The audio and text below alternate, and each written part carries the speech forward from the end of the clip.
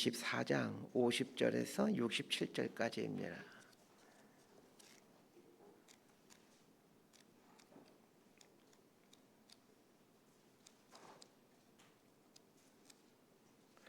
창세기 24장 50절에서 67절까지 말씀입니다. 번갈아 가면서 읽습니다. 제가 먼저 읽겠습니다. 라반과 부두엘이 대답하여 이르되 이 일이 여호와께로 말미암았으니 우리는 가부를 말할 수 없노라. 리브가가 당신 앞에 있으니 데리고 가서 여호와의 명령대로 그를 당신의 주인의 아들의 아내가 되게 하라. 아브라함의 종이 그들의 말을 듣고 땅에 엎드려 여호와께 절하고 은금 패물과 의복을 꺼내어 리브가에게 주고 그의 오라버니와 어머니에게도 보물을 주니라. 이에 그들 곧 종과 동행자들이 먹고 마시고 유숙하고 아침에 일어나서 그가 이르되 나를 보내어 내 주인에게로 돌아가게 하소서. 리브가의 오라버니와 그의 어머니가 이르되 이 아이로 하여금 며칠 또는 열흘 우리와 함께 머물게 하라. 그 후에 그가 갈 것이니라. 그 사람이 그들에게 이르되 나를 만류하지 마소서. 여호와께서 내게 형통한 길을 주셨으니 나를 보내어 내 주인에게로 돌아가게 하소서. 그들이 이르되 우리가 소녀를 불러 그에게 물으리라 하고 리브가를 불러 그에게 이르되 내가 이 사람과 함께 가려느냐. 그가 대답하되 가겠나이다. 그들이 그 누이 리브가와 그의 유모와 아브라함의 종과 그 동행자들 보내며 리브가에게 축복하여 이르되 우리 누이여 너는 천만인의 어머니가 될지어다. 내 시로 그 원수의 성문을 얻게 할지어다. 리브가가 일어나 여자 종들과 함께 낙타를 타고 그 사람을 따라가니 그 종이 리브가를 데리고 가니라. 그때 이삭이 브엘라헤로에서 왔으니 그가 네게부 지역에 거주하였음이라. 이삭이 저물 때에 들에 나가 묵상하다가 눈을 들어 보매 낙타들이 오는지라. 리브가가 눈을 들어 이삭을 바라보고 낙타에서 내려 종에게 말하되 들에서 배회하다가 우리에게 마주오는 자가 누구냐. 종이 이르되 이는 내 주인이니이다. 리브가가 노를 가지고 자기 얼굴을 가리더라. 우리 67절까지 함께 있습니다.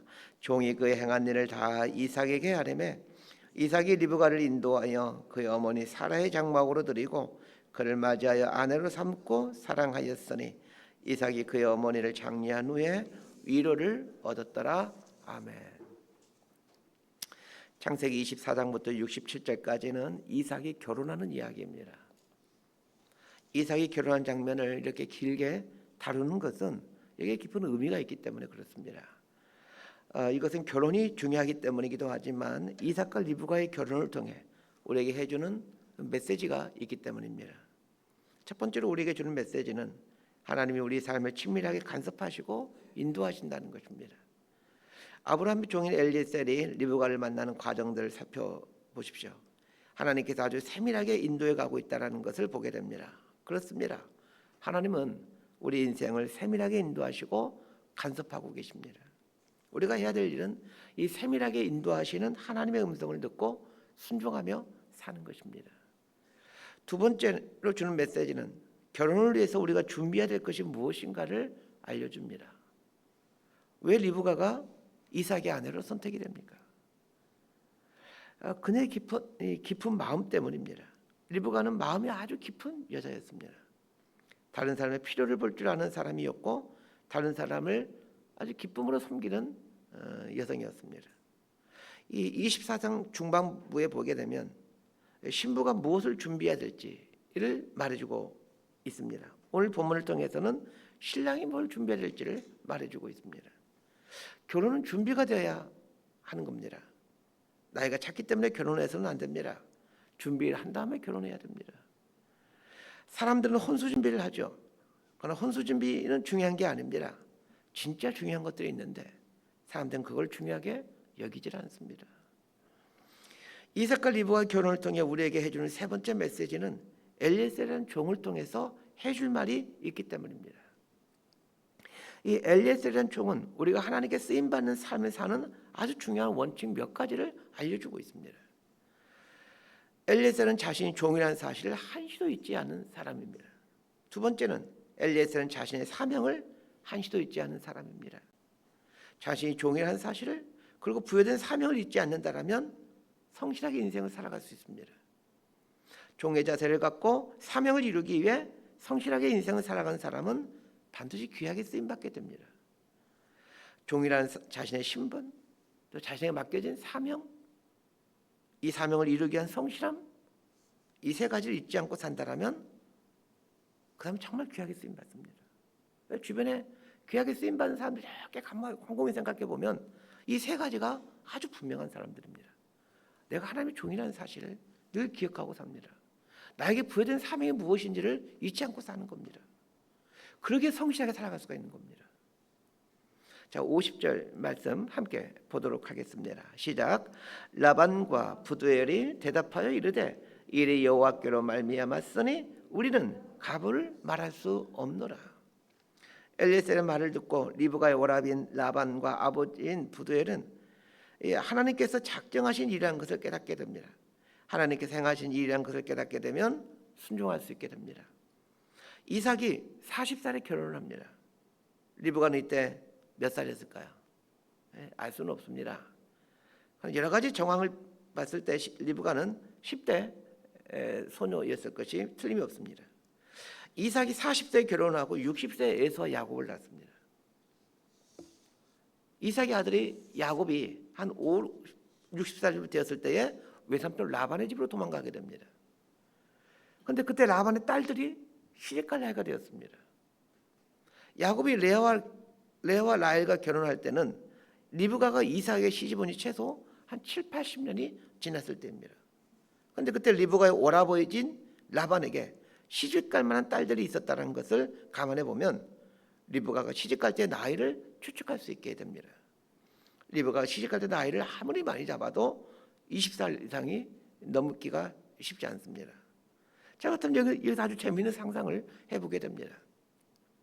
이삭이 왜 늦은 나이인 40세에 늦장가를 갑니까? 가나안의 거부인 아브라함의 독자인 이삭이 왜 이 늦은 나이에 결혼을 합니까? 더군다나 아브라함이 100세에 낳은 아들에게 그걸 얼마나 빨리 손주를 보고 싶었겠습니까? 더군다나 지금 아브라함의 집은 지금 아주 손이 귀한 그런 집안입니다. 이삭을 진짜 빨리 장가 보내고 싶었을 겁니다. 이삭의 어머니 사라가 죽을 나이가 되었는데도 이삭이 장가를 가지 못하죠. 부족한 것이 하나도 없는 이삭입니다. 금수저이죠. 아버지가 엄청 부자이지, 믿음도 엄청 좋지, 도대체 뭐가 부족합니까? 그럼에도 불구하고 하나님은 이삭을 40이 돼서야 결혼하게 합니다. 무엇 때문입니까? 리브가 때문입니다. 리브가 10대 소녀가 되어 결혼할 나이가 될 때까지 이삭을 붙들고 있는 것입니다. 이삭이 늦게까지 장가가지 못한 것은 이 하나님의 엄연 계획하심 때문입니다. 자, 54절 말씀을 함께 보도록 하겠습니다. 시작. 이에 그들 곧 종과 동행자들이 먹고 마시고 유숙하고 아침에 일어나서 그가 어머니 이르되 나를 보내어 내 주인에게로 돌아가게 하소서. 자, 엘리에셀이 우물가에서 리브가를 처음 만날 때가 해질녘입니다. 그리고 저녁 때 리브가네 집에 가서 자초지정을 설명하고 리브가네 식구들로부터 결혼 허락을 받은 후 이어서 저녁 식사를 합니다. 그리고는 이튿날 아침 리브가를 데리고 가겠다라고 말을 하는 겁니다. 이게 얼마나 황당한 일입니까? 리브가네 식구 입장에서 이 일을 생각해 보면 이게 참 기가 막힌 일이죠. 해질녘에 생전 처음 본 사람이 와서 딸을 달라고 하더니 다음 날 아침에 이 딸 데리고 가겠다고 하니 얼마나 기가 막힌 일입니까? 엘리에셀을 왜 이렇게 서두르는 것입니까? 엘리에셀의 삶을 보면 우리에게 아주 많은 교훈을 줍니다. 결단하면 바로 실천해야 된다는 것을 말해줍니다. 어떤 사람이 전도를 합니다. 그랬더니 교회로 오겠다고 합니다. 근데 이번 주가 아니라 다음 주부터 오겠다라고 합니다. 그 사람 올까요? 안 올까요? 안 옵니다. 이번 주는 안 되고 다음 주부터 오겠다고 하는 사람은 안 온다고 보면 틀림이 없습니다. 사단은 우리의 연약함을 아주 교묘히 이용합니다. 사단은 하나님이 기뻐하는 일이 일어나고 있는 현장을 포착하면 가만히 두질 않습니다. 어떤 모양으로든지 회방합니다. 그래서 무언가를 결단했으면 지금 해야 됩니다. 결단과 적용의 간격이 멀면 멀수록 그 사단의 집요한 공격이 계속됩니다. 만약 내가 하나님이 기뻐하실 만한 일을 하기로 결단했다라면 그때부터 사단은 전략을 짜기 시작합니다. 어떻게 하면 죄를 하지 못하게 할까? 전략을 짭니다. 그 전략을 짜고 그 전략을 실행할 수 있는 시간이 주어지지 않도록 결단했으면 바로 실천해야 됩니다. 이것이 믿음이 성장할 수 있는 비결입니다. 믿음이 성장하지 않는 사람들의 특징은 늘 결심만 한다는 것입니다. 엘리에셀은 이 큰 일을 이루었기에 좀 며칠 쉬었다 즐기고 갈 수도 있습니다. 그 아브라함, 자기 주인의 아브라함의 명령을 받고 이삭의 며느리감 구하는 이 큰 사명을 받고 왔는데 지금 이 일을 이루었습니다. 그럼 좀 이제 좀 쉬어야 되지 않겠습니까? 더군다나 리브가나 집에서 이거 얼마나 지금 잘해주고 있습니까? 날마다 산의 진미로 대접할 겁니다. 리브가가 살고 있는 지역에는 하란의 주요 관광지들 다 구경시켜줄 겁니다. 그런데 엘리에셀은 해질녘에 하란에 도착했는데 이튿날 아침에 리브가를 데리고 가나안으로 떠나겠다고 합니다. 가나안에서 하란까지 최소 보름은 걸렸을 겁니다. 한 1000km 정도 되거든요. 한 1000km를 쉬지 않고 달려왔는데 하룻밤 자고 다시 가겠다는 것입니다. 이 변함없는 신실함, 한시로 사명을 잊지 않음, 이것이 엘리에셀이 아브라함에게 사랑받고 쓰임받았던 비결입니다. 하나님께도 마찬가지입니다. 하나님께 사랑받고 쓰임받는 비결이 여기에 있습니다. 이튿날에 리브가를 데리고 가겠다는 말을 듣고 리브가의 식구들이 당황하죠. 그래서 리브가의 어머니는 며칠만이라도 한 열흘만이라도 있다 가게 해달라고 요청합니다. 당연한 요청이죠. 딸을 시집 보내는데 준비를 해서 보내야 되지 않겠습니까? 그리고 하란과 가나안이 이게 좀 먼 거리입니까? 리브가를 지금 시집 보내면 평생 못 볼 가능성이 높습니다. 하루아침에 이상 가족이 되는데 어찌 쉽게 리브가를 내어줄 수 있겠습니까? 며칠 있다 가게 해달라는 요청을 엘리에셀이 들어주지 않자 당사자인 리브가에게 결정하자라고 제안합니다. 자, 어떤 확신을 갖고 리브가의 가족들이 리브가에게 결정권을 주자라고 말했을까요? 분명 리브가가 열흘쯤 있다 가겠습니다. 준비 잘해가지고 결혼 준비 잘해가지고 열흘쯤 있다 출발하죠. 이렇게 말할 줄 알고 지금 리브가의 식구들이 제안했던 겁니다. 자, 57절에서 60절까지 말씀 함께 보겠습니다. 시작. 그들이 이르되 우리가 소녀를 불러 그에게 물으리라 하고 리브가를 불러 그에게 이르되 내가 이 사람과 함께 가려느냐? 그가 대답하되 가겠나이다. 그들이 그 누이 리브가와 그의 유모와 아브라함의 종과 그 동행자들 보내며 리브가에게 축복하여 이르되 우리 누이여 너는 천만인의 어머니가 될지어다. 내 시로 그 원수의 성문을 얻게 할지어다. 리브가가 뭐라고 답변합니까? 지금 가겠습니다라고 말합니다. 리브가의 식구들은 얼마나 섭섭했겠습니까? 여러분 그렇습니다. 어릴 적에는 딸이 나 커서 시집 안 가고 엄마 아빠랑 같이 살 거야 말합니다. 혹은 아빠랑 결혼할 거야 그렇게 얘기를 합니다.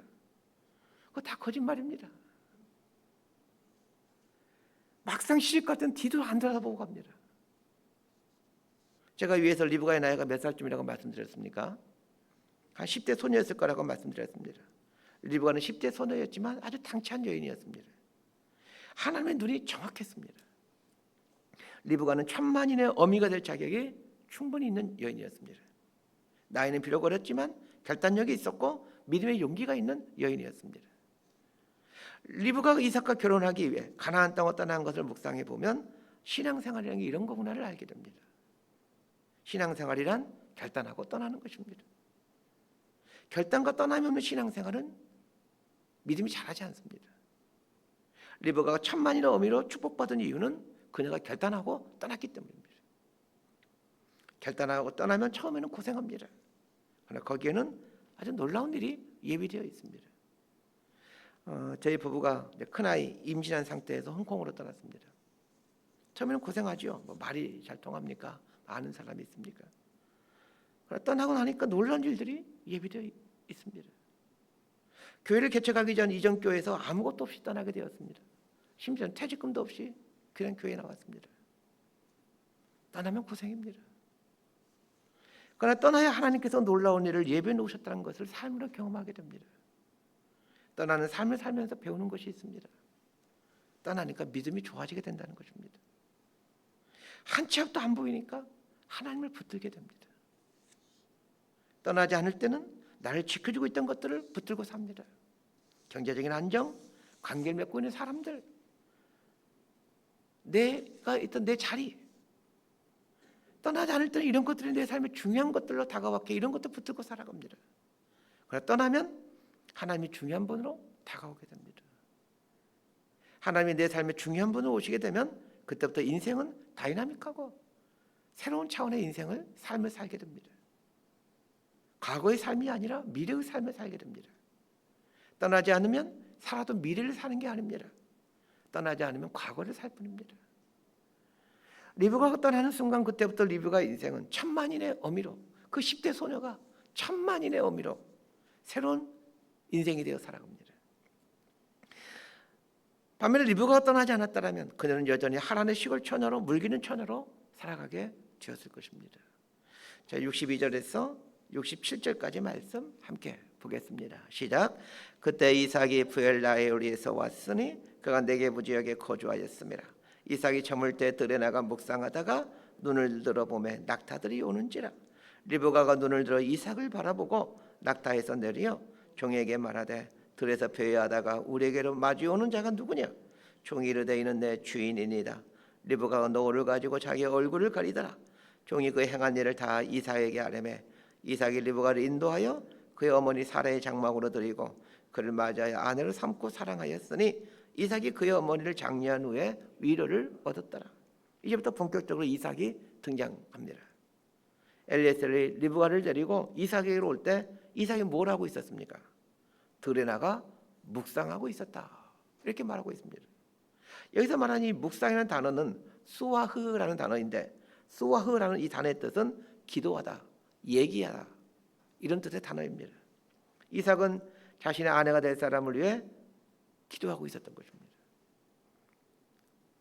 결혼을 위해 신랑이 준비해야 될 가장 중요한 혼수품은 기도의 사람, 묵상의 사람이 되는 것입니다. 기도는 하나님과 동행하는 법을 가르쳐 줍니다. 결혼을 한다는 것은 한 가정의 가장이 되는 것입니다. 가장은 가정이 하나님과 동행할 수 있도록 이끌어주는 역할을 하는 사람입니다.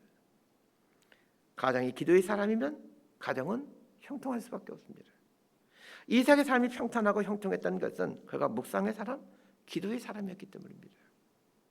사랑하는 성도 여러분, 자녀들을 리브가처럼 키우고 이삭처럼 키우십시오. 그러면 자녀들은 천만인의 어미요 천만인의 아비로 살아가게 됩니다. 말씀 정리합니다. 하나님께서 리브가를 이삭의 아내를 택정하셨습니다. 리브가가 믿음의 결단을 할 수 있었던 비결은 하나님께서 자신을 향한 계획이 있다라는 것을 엘리에셀의 말을 통해서 깨달았기 때문입니다. 우리가 믿음의 삶을 살 수 있는 비결이 여기에 있습니다. 나를 향한 하나님의 놀라운 계획이 오래전부터 있었다는 것을 믿고 받아들이는 것입니다. 불가항력적인 하나님의 은혜가 내 삶에 임하고 있다는 것을 깨닫게 되면 믿음으로 인생을 살아갈 수 있게 됩니다. 새로운 믿음의 세계로 인생을 출발시킬 수가 있는 거죠. 그런데 떠나면 늘 두려운 것입니다. 떠날 수 있는 용기는 나를 향한 하나님의 계획과 은혜를 신뢰하면서 생겨납니다. 떠나면 놀라운 일이 예비되어 있습니다. 영적인 세계로 믿음의 발걸음을 떼어보십시오. 하나님이 열어가시는 영적인 세계는 참으로 놀랍고 원대합니다. 믿음의 세계로 떠나기를 결단했다면 지금 바로 실천하십시오. 나중에 떠나야지. 애들 대학 가고 나면 떠나야지. 문제가 해결되면 떠나야지. 그렇게 하지 마십시오. 사단으로 하여금 내 인생을 향한 하나님의 계획을 방해하는 계략을 짜고 실행하는 틈을 주지 마십시오. 결단하면 바로 실행하는 겁니다. 이 사람이 믿음의 사람입니다. 저와 여러분의 삶이 이런 믿음의 세계로 떠나기를 두려워하지 않는 용기 있는 그리스도인으로 살아가기를 진심으로 소망하고 축복합니다. 기도하겠습니다. 하나님 아버지, 우리 인생을 향한 하나님의 오묘한 계획을 어찌 저희들이 헤아릴 수 있겠습니까? 우리 삶에 거부할 수 없는 하나님의 은혜와 계획이 얼마나 크고 놀라운지를 깨달아 그 은혜의 바다에 우리 인생을 내어놓는 믿음의 사람이 될 수 있도록 은총을 베풀어 주옵소서. 하나님의 계획하시고 인도해 가시는 그 우리 인생의 바다에 그거 놀라운 하나님의 복이 있음을 알고 믿음의 발걸음을 떼는 복의 사람이 되게 해 주옵소서. 리브가가 어린 소녀였지만 고향을 뒤로하고 부모님과 형제들 뒤로하고 가나안을 향해 용기 있는 모험을 함으로 천만인의 어미가 된 것처럼 우리의 인생도 하나님이 축복하시고 약속하신 이 가나안을 향하여 힘차게 나아갈 수 있도록 은총을 베풀어 주옵소서. 예수님 이름으로 기도드리옵나이다.